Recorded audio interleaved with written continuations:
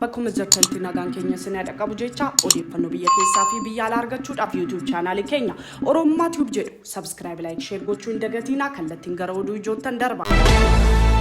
Oduu biyya keessaan paartiin gameessi Koongireesii Federaalaa Oromoo KFO bara 2010 ammaarraa waajjiraaleen guutuu biyya keessa jiran 200 ol jala akka mootummaan cufamanii fi miseensonni fi hooggantoonni paartichaa akka hidhamaa fi achi buteen isaa dhabamaa akka jiran yeroo garaagaraatti ibsa baaseen uummataa fi miidiyaalee biyya keessaaf biyya alaaf beeksisuun isaanii yaadatama.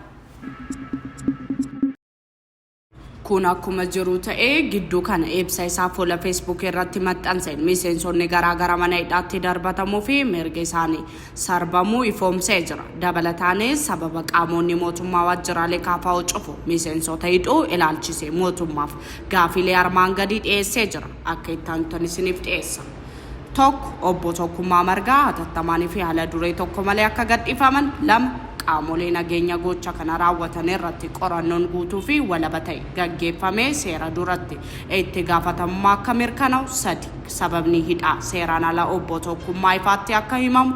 Afur mirgi obbo Tokkummaa akka kabajamuu fi hatattamaan mana murtiitti akka dhiyaatan. Shan hidhaan ilaalcha siyaasa bu'uura godhatee fi gochonni doorsisa miseensota fi hooggantoota KFO irratti raawwataman hundi akka dhaabbatan. Jaha bulchiinsa paartii badhaadhina paartiilee morkattoota fi sochii isaanii seera qabeessa ta'e ukkaamsuu irraa akka of qusatu gaafannaa jedheera. Dhumarratti qaamoleen biyya keessaa fi ala dhimma ilaallatu hunda sarbama kana akka balaaleffatanii fi qajeelfamoota haqaa demokrasii fi ulfina namummaa akka kabachiisan KFO'n waamicha dhiyeesseera. Kana malees KFO'n qaamolee dhimma kana isaan ilaallatu hundumti gocha seeraan ala kana cimsanii akka balaaleffatan gaafateera.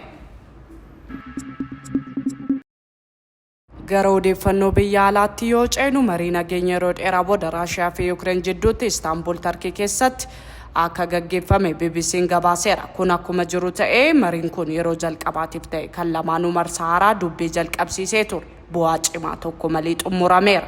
Dabalataanis marii kana irratti pireezidantoonni biyyoota lameen Vladimir Putin fi Volodymyr Zelensky akka hin hirmaannee fi hirmaattonni ijoo bakka bu'oonni akka turanii fi Yuukireen waliigaltee yeroo guyyoota 30 dhiyeessuus Raashiyaan waliigaltee irratti walii hin galle marii kana qindeessuun fi tasgabbeessuu irratti biyyoonni akka Tarkii fi Ameerikaa gahee olaanaa akka taphatanii fi Tarkiin marii itti fufsiisuuf qophiidha jette gabaafamaa jira.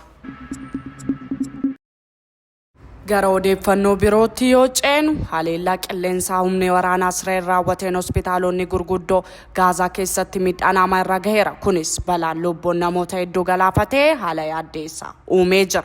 Dabalataanis caamsaa 13 bara 2025 hospitaala Gaazaa Eurooppiyaan hospitaal jedhamu kan magaalaa Khan Yunis keessatti argamu haleellaa irra gaheen namoota 28 ajjeesee 40 ol madeessee jedhamee gabaafamee jira. Nu dhaggeeffachaa nu waliin waan turtaniif guddaa galatooma isiniin jecha odeeffannoo biyya keessaa fi biyya alaatiin amma walitti deebinutti nagaan nuuf tura.